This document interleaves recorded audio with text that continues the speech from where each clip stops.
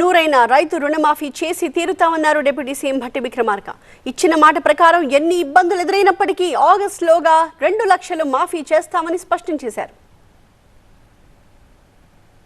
మేమిచ్చినటువంటి మాటను నిలబెట్టుకోవటం కోసం మా కమిట్మెంట్ ప్రకారం ఎంత ఇబ్బందులు ఉన్నప్పటికీ ఎన్ని రకాలైనటువంటి ఆటంకాలు వస్తున్నప్పటికి కూడా ఇచ్చిన మాట ప్రకారం 2 లక్షల రూపాయల రుణమాఫీ చేస్తాం, చూపిస్తామని చెప్పి మన ముఖ్యమంత్రి గారు చెప్పారు. దాని ప్రకారం 100% చూపిస్తామని కూడా ఈ సందర్భంగా మీ అందరికీ.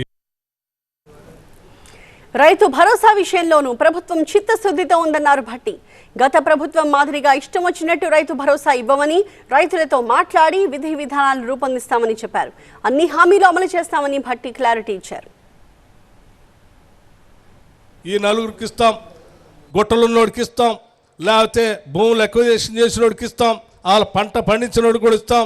మాదే పోయింది, ప్రజలు కట్టిన డబ్బులు కదా, మా ఇష్టం వచ్చినట్టు పంచుతామనంటే ప్రజలు కట్టినటువంటి డబ్బులకి మేము జాగ్రత్తగా కాపాడాల్సినటువంటి బాధ్యత కూడా మా పైన ఉంది. కాబట్టి ప్రజల్ని అడిగి, స్టేక్ హోల్డర్స్ని అడిగి, అందరినీ రైతులను కూడా అడిగి వారందరూ చెప్పిన ప్రకారం పంపిణీ చేసే కార్యక్రమం చేస్తామని చెప్పి చాలా స్పష్టంగా మీ అందరికీ మనవి చేస్తూ